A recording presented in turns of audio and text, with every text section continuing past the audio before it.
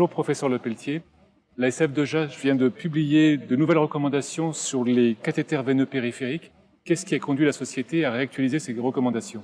Bonjour, la SF2J a en effet réédité des recommandations puisque les anciennes dataient de 2005, donc ça fait 14 ans, que certaines données de la littérature nous ont incité à revoir ces recommandations qui ne concernaient en premier lieu que les cathéters veineux périphériques.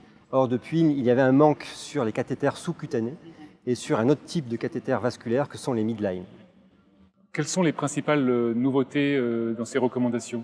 Ce qui nous a incité à revoir ces recommandations, notamment sur les cathéters veineux périphériques, c'est à la fois la nécessité de faire une phase de détertion avant la phase d'antisepsie, phase de détertion qu'on avait enlevée en 2016 sur des recommandations sur les cathéters veineux centraux. L'autre recommandation principale concernant les cathéters veineux périphériques est relative à la fréquence de changement, puisqu'au préalable, on recommandait un retrait systématique de tout cathéter à 96 heures. Or, des études, notamment australiennes, ont montré qu'on pouvait finalement suivre la durée de maintien d'un cathéter sur la clinique et non pas sur un retrait systématique.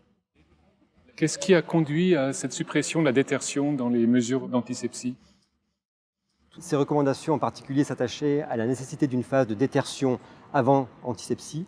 C'était une originalité française puisque de nombreux pays anglo-saxons parlaient d'antisepsie sur une peau propre sans spécifiquement aborder une phase de détertion avec un savon antiseptique.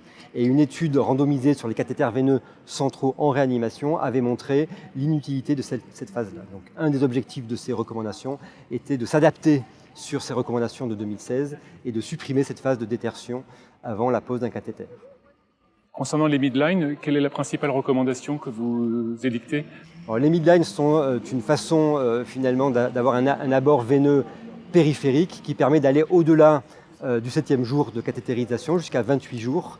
L'originalité est finalement d'avoir des dispositifs pour lesquels les patients vont pouvoir sortir de l'hôpital avec un dispositif qui nécessite des recommandations pour harmoniser les pratiques. Une des originalités de ces recommandations concerne les midline, notamment ceux pour une durée de maintien de plus de 7 jours, pour lesquels on recommande des prolongateurs intégrés au cathéter pour éviter finalement de toucher l'embase du cathéter à chaque manipulation. Merci professeur Lepelletier. Merci.